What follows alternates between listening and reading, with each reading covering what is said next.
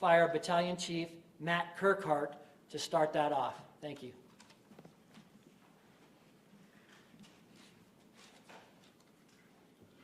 Good morning. My name is Battalion Chief Matt Kirkhart with CAL FIRE San Bernardino Unit. I am the supervisor over the Law Enforcement and Investigations Unit for our unit. On September 5th, Highland City Fire Department was notified of a vegetation fire at approximately 5:45. CAL FIRE law enforcement was in the area, and we arrived quickly to begin the initial investigation. The early investigation included an origin and cause determination of the fire, video and ALPR review, ALPR being automatic license plate readers, and then working with on-scene Highland deputies to gather and follow up on witness information and statements. On September 6th, we entered into a joint investigation with our partners, the San Bernardino Sheriff's Department, specifically the Highland Station Detective Bureau. When we joined into the joint investigation, we continued our in-depth review and collection of evidence, which led to an identifying a suspect vehicle and a suspect. I'd like to turn it over to my partner, Detective Jake Hernandez.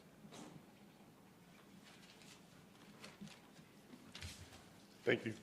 Good morning. My name is Jacob Hernandez. I'm a detective at the Highland Station with the San Bernardino County Sheriff's Department. That's JACOBHERNANDEZ.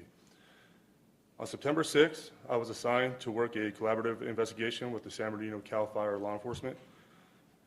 On September 10th, we located and detained the suspect. At that time, we conducted a search warrant at the suspect's residence at the 1000 block of Detroit Street in the city of Norco. During the service of that warrant, evidence was located inside the suspect's residence as well as his vehicle that supported his arrest. Later last night, the suspect was booked at West Valley Detention Center for arson. As of this morning, a bail enhancement of a no bail was granted. And as of now, our reports, once they're completed, will be forwarded to the San Bernardino County District Attorney's Office for filing.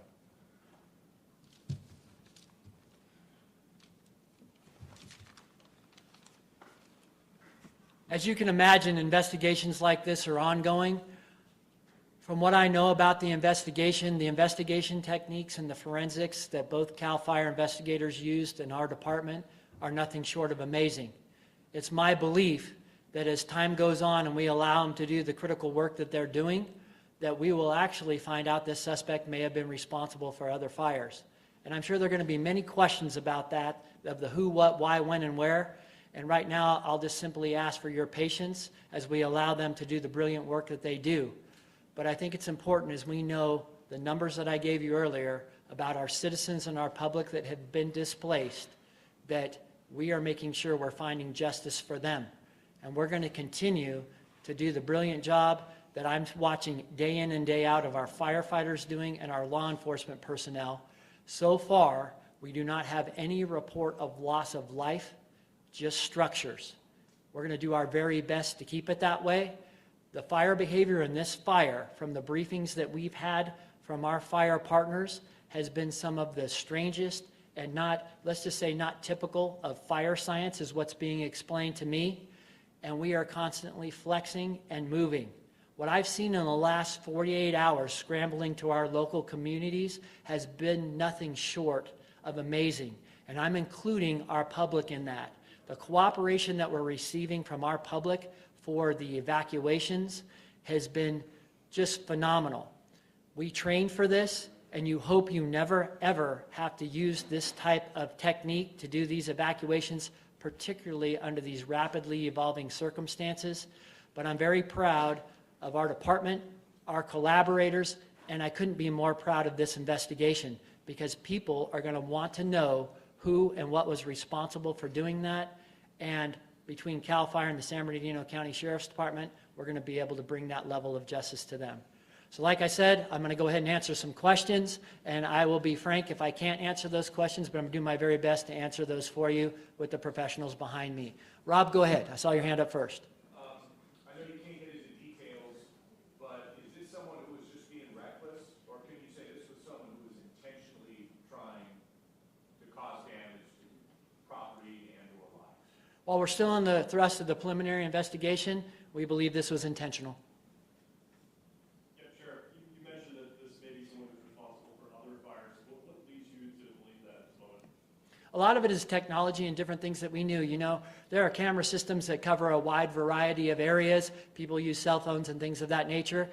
We are working on really collating all of that type of evidence right now, and those types of technologies are what's helping us to really track, in this case, the suspect's involvement. Do you know how he started this fire? Allegedly? I don't think we want to release that at this point, because that will be one of those pieces of evidence that does allow us to connect it to multiple fires, if that's in fact what we find during the investigation. Yes, sir. With the evacuations brought on by this fire that he allegedly started, you mentioned that you've already taken some other folks into custody for trying to burglarize some of these homes that had been left behind. What role is the department playing in I guess, surveying those now vacant areas that people have had to flee? How do you stay on top of those areas? People really shouldn't be there. No, that's a great question. So right now, if we were to take us all out into the field and see what's going on, there are over 150 law enforcement officers from all the collaborators I mentioned earlier. And also, it's been very beneficial to us. The governor pre-staged a National Guard unit, approximately 120 folks. And what we've been able to do to provide that protection and that security, as we go through and we clear those areas that are under evacuation order, they drop in behind us and they become the security along with Sheriff's Department personnel or a local law enforcement collaborator. And let me explain why that's critically important and has worked very well in this fire. As this fire has changed that fire behavior, as I described earlier, and its erraticness, if you will, what we're able to do is we're equipped with those high-low sirens and things that we put out to the public to make sure that under those circumstances where it's going to be a very brief contact at each residence, that technology has allowed us to really flex and move. So as you can imagine, if the National Guard's flowing in behind us, we can ensure that the evacuated areas are secure, and at the same time use our forces that are trained to do this mass evacuation. And we also have technology that through GIS technology locates the home, documents the home, whether or not some person's there, whether or not they're staying, evacuating, or refusing. So as you can imagine, as we're constantly going back into those neighborhoods and reassessing it, we can make sure the public's safe. And also, this is GIS located on a map for our firefighters for structure protection, and it just gives us that very clear situational awareness picture to make sure we're deploying resources in a manner in which we should do that. Brian. Hi, good morning. What did you identify first, the car or him? It'd be the vehicle. That's how they started out, was the vehicle, and that ultimately led to the other leads that ultimately led to the arrest of the suspect. He has like one minor drug arrest. He actually had a warrant out for his arrest. What else do you know about him? What is his life like? I mean, does he go to a 9-to-5 job, or is he a transient, or what do you know about him? You know what, Brian, I'm not sure, and I'll actually have the investigators come up and address that question for you. Real quick, Rob, did you have a question about that, or? I have several fire-related questions for CAL FIRE whenever. Absolutely. Brian, let me get our investigators and see if there's anything they can answer that. I feel comfortable in answering that, and then Rob will get CAL FIRE up here for you. Okay, thank you. Jake? So he works for FedEx. He's a third contract delivery driver. So what he does is just goes from state to state and delivers at those FedEx warehouses that need the assistance. And it was an automatic license plate reader that picked up his license plate here or in the area of the fire star, and that's kind of how you tracked him down? That's correct. How did you hit, I mean, there must have been a number of vehicles in the area at the time. How did you connect him to the fire?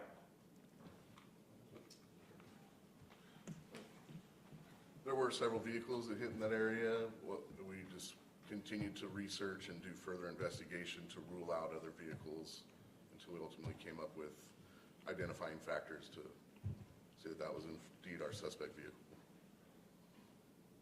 Any motive? Not that we're aware of, no.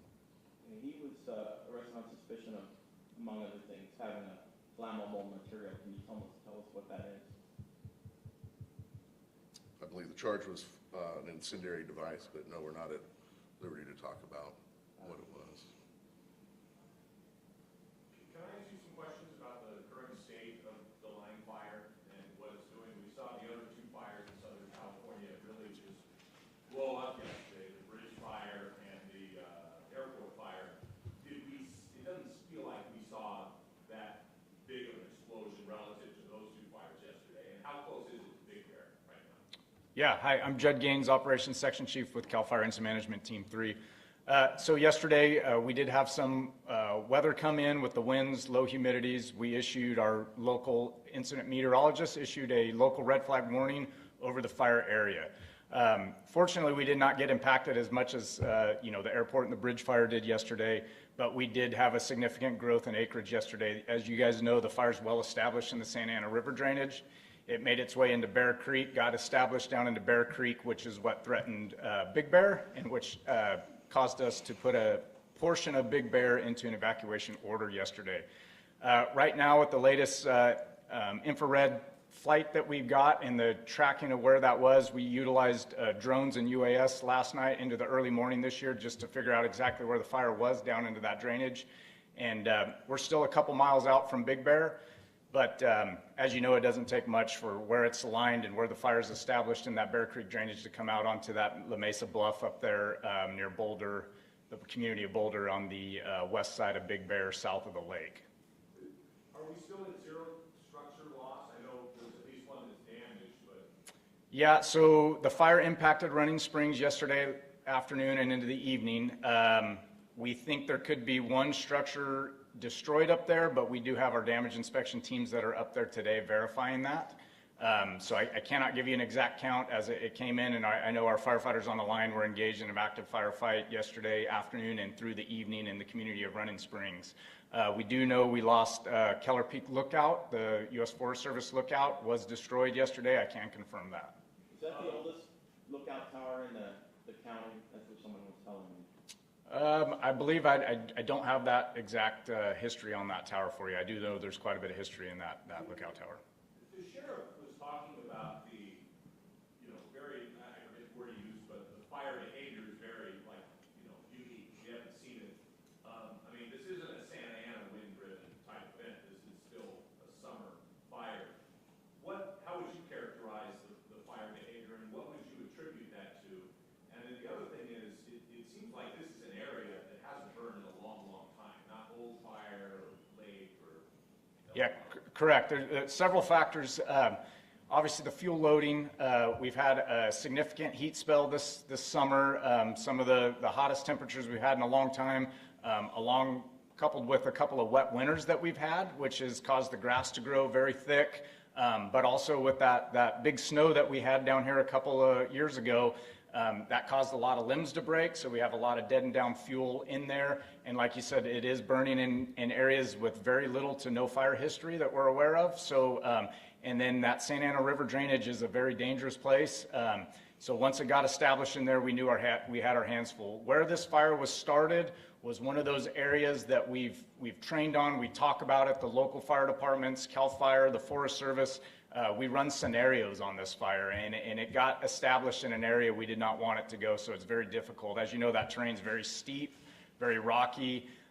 It's hard for us to commit firefighters down into those drainages with the fire behavior we had. So it is fuel and terrain driven, most of this, and then you throw in some low humidities and the winds that we had yesterday, and it pushes out. So firefighter safety is our #1 priority, so we have to always make sure we're putting our firefighters in the safest place before we can, really try to pinch this off. So as we're doing that, we're also putting in some alternate and contingency lines at the same time that we're trying to go direct in the places we can. So we're looking at every opportunity we can. We're opening up old bulldozer lines from the El Dorado fire from a couple of years ago.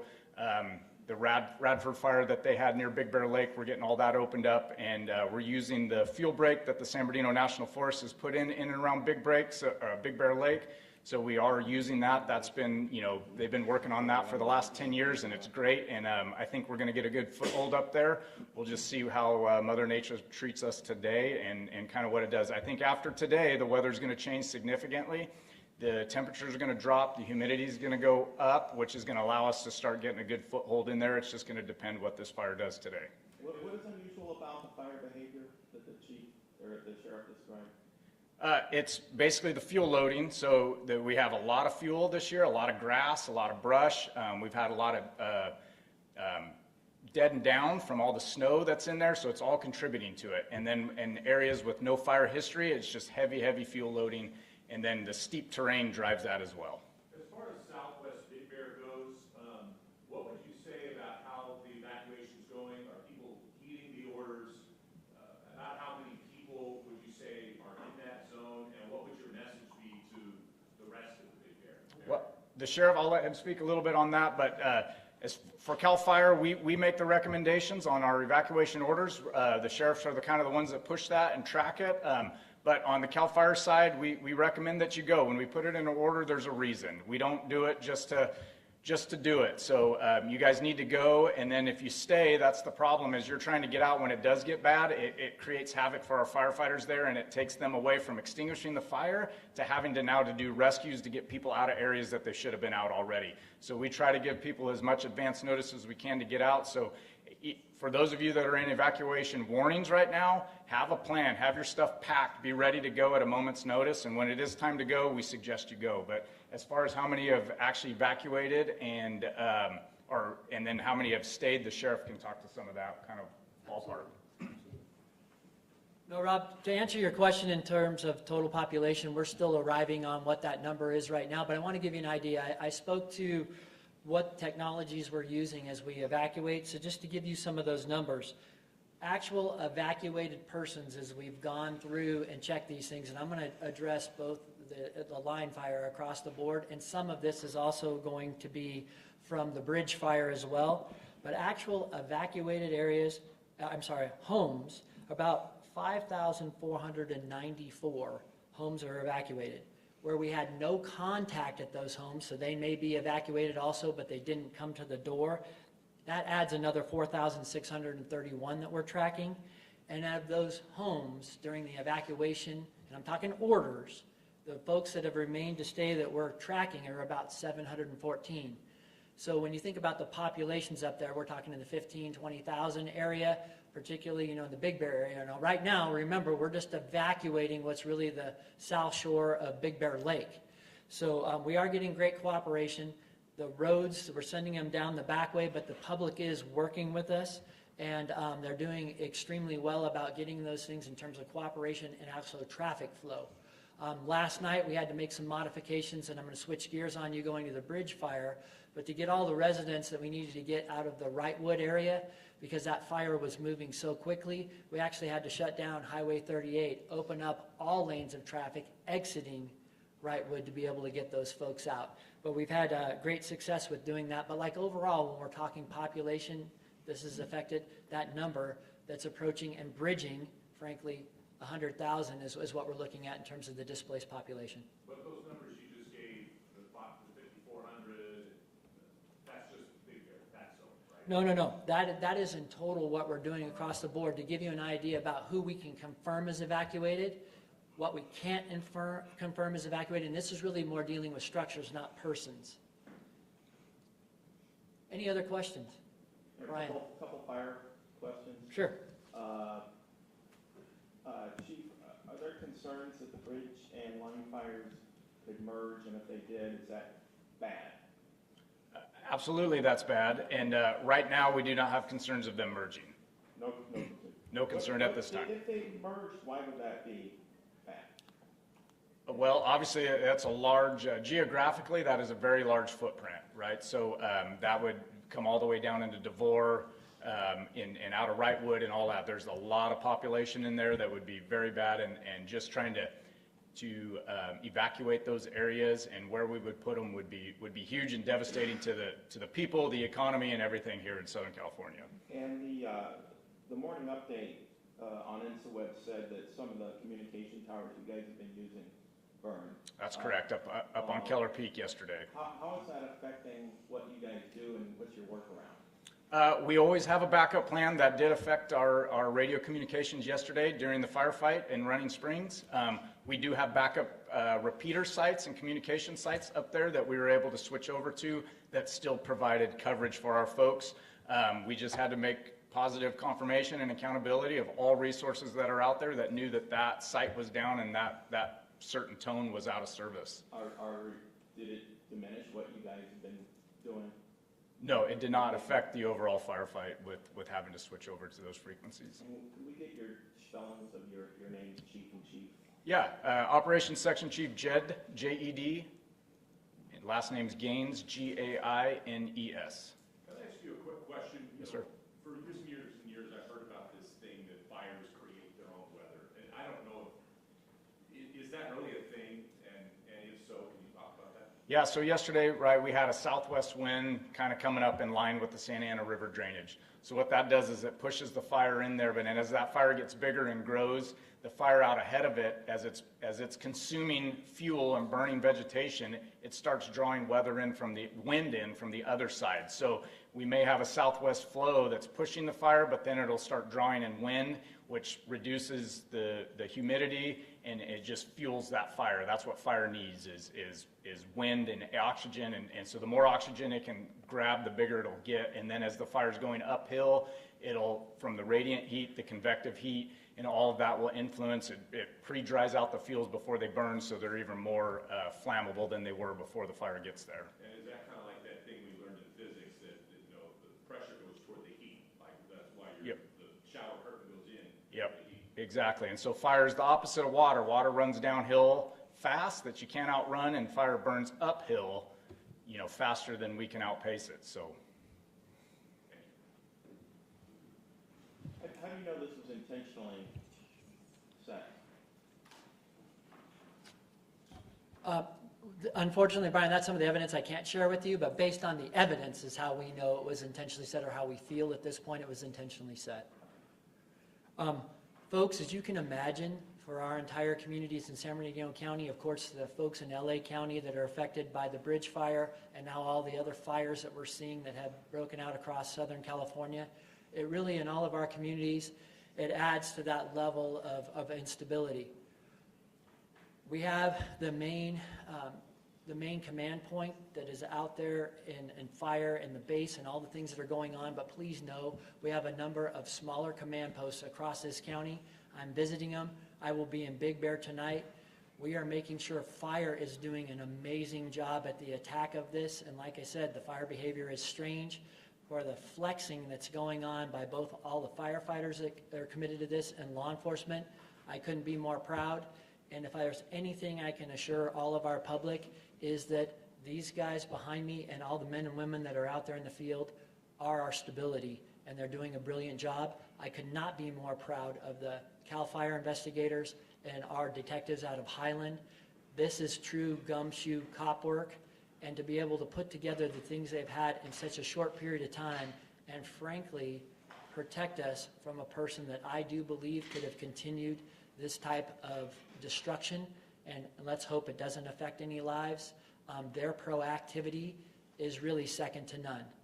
So I appreciate all of you coming here today and taking the time to cover this important issue for us, and I'll leave you with this. Please let the public know we got you. We're in the middle of this, we're handling it, and we are of you, and we're going to do our very best to take care of you, and I've witnessed it day in and day out, so thank you.